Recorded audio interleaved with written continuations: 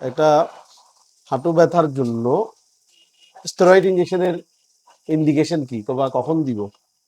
হাঁটু ব্যথায় যখন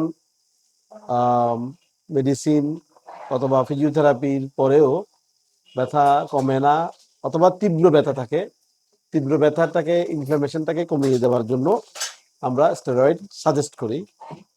তবে আমরা বারবার স্টেরয়েডটাকে দিতে বলি না।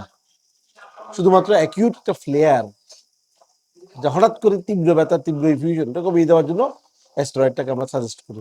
কিন্তু ক্রনিক পেনের জন্য আমরা স্টেরয়েডটাকে দিতে বলি না এবং বারবারও দিতে বলি না। যদিও ব্রিটিশ গাইডলাইনে এটা বছরে 3 বার পর্যন্ত দেওয়ার নিয়ম আছে।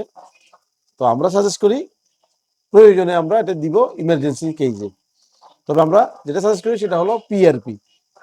পিআরপি 100% নিরাপদ, ধীরে ধীরে কাজ করবে, লং টাইম সাপোর্ট দিবে, কোনো সাইড এফেক্ট নাই।